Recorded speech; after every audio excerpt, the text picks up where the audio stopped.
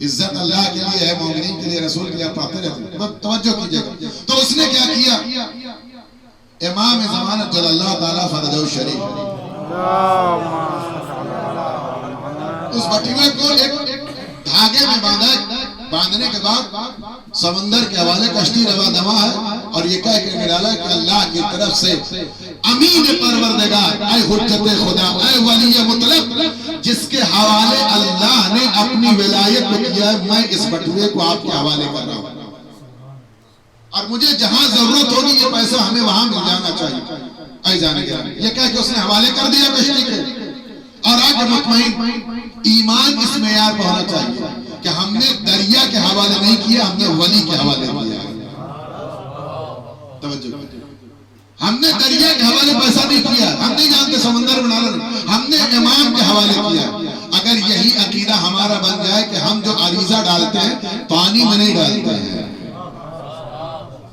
ہم بھی کچھ لکھ کر کے دے رہے، کس کو دے رہے؟ ہم انہیں دیکھ رہے جنہیں تحریر پڑھنے کی ضرورت نہیں ہے، وہ لوح قلب پر ابھری ہوئی تحریر کو پہچان لیتے ہیں۔ ایزان اکرام بھی یہ کہہ کے دریا کے حوالے کر دیا، اور اس کے بعد آیا نجف کربلا ساری زیارت کر کے، تم اسے پیسے کی ضرورت کون میں تھی؟ نجف میں روایت موجود ہے کہ نجف میں اسے کسی نے کہا کہ تمہیں جو ضرورت ہے، تمہاری امانت تمہیں قوم میں ضرورت پڑے گی، تم جا کے قوم میں فلاں مرجع موجود ہیں، فلاں بزرگ عالم موجود ہیں، ان سے جا کر کے اپنی امانت کو حاصل کر سکتے ہیں۔ غالباً اگر میں غلطی نہیں کر رہا ہوں تو غالباً شیخ عباس قمی کو یہ ذمہ داری دی گئی، وہ درس دے رہے تھے، اور دوران درس یہ شخص پہنچ گیا، ممبر پہ موجود ہے، درس ہو رہا ہے، امانت لینی ہے، دروازے میں جا کے دور کھڑا ہوا، ممبر سے نگاہ پڑی، اشارہ کیا، آؤ تم اپنی امانت لے جاؤ۔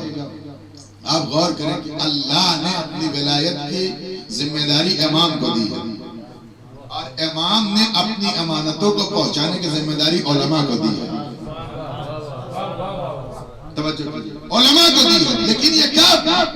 جب ماضی صحیح ہوتا، جب ماضی صحیح ہوتا، ورنہ امام کسی کو اس امانت کو پہنچانے کا ضامن قرار دے، یہ نہیں ہو سکتا۔ ایزان کرنے جو 6000 جس کے شاگرد ایک درس میں شرکت کرتے ہوں، وہ ایسا جلیل القدر امام اگر بھروسہ کرے تو صرف چند افراد پر، وہ اگر کسی کو اپنی اس امانت کا امین بنا رہا ہے تو کتنی دور تک دیکھتا ہوں۔ جس کا سرپرست، جس کا باپ، جس کا ولی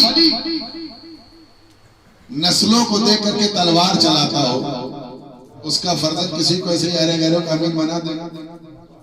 توجہ غرض یہ گئے ممبر پر، انہوں نے اپنے ابا میں ہاتھ ڈالا، بٹوا حوالے، جب بٹوا حوالے کیا تو پانی اس سے گر رہا تھا، قطرے ٹپک رہے تھے، کہا یہ بھیگا ہوا ہے، جب تم نے امام کو امین بنایا تھا تو اسی عالم میں امین بنایا تھا،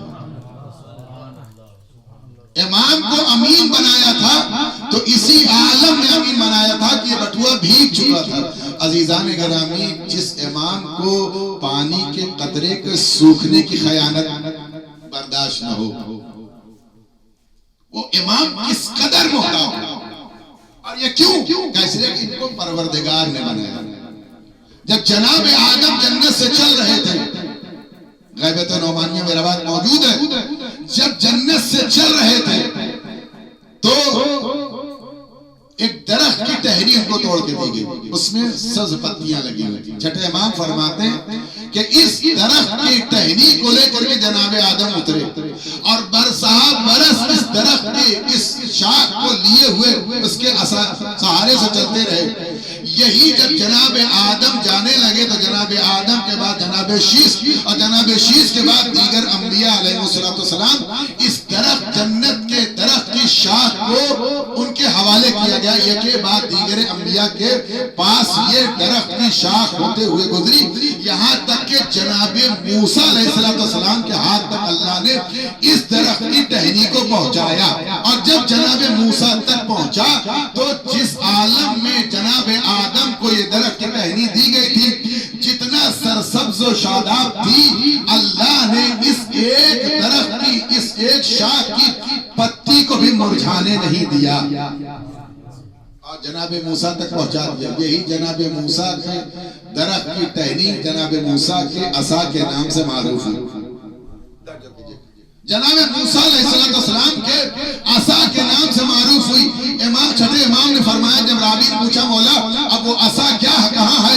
امام نے فرمایا وہ عصا تابوت سکینہ میں ہے جہاں تبرکات انبیاء رکھے ہیں، اور جس عالم میں جناب آدم لائے تھے اسی عالم میں جب امام ظہور کریں گے اس عصا کو لے آئیں گے، اور جیسے پتی وہاں ہری بھری تھی ویسے پتی یہاں ہری بھری ہے. عزیزان گرامی دنیا سوال کرتی ہے کہ خداوند عالم اپنی حجت کو زمانے تک کیسے زندہ رکھ سکتا ہے جس خدا نے ایک پتی کو مرجھانے نہ دیا. اگر معصوم کے ہاتھ میں کوئی چیز آ جائے تو اسے ادامہ ملتا ہے، ہمیشگی ملتی ہے، زندگی ملتی ہے، اور ایسی زندگی کہ پتی مرجھاتی نہیں. اس کا مطلب یہ ہے کہ درخت کی پتی بھی اگر معصوم کے حوالے کر دی جائے تو مرجھاتی نہیں. اگر ہم اپنی زندگی کو امام کے حوالے کر دیں. صلوات پڑھیے محمد و آل محمد.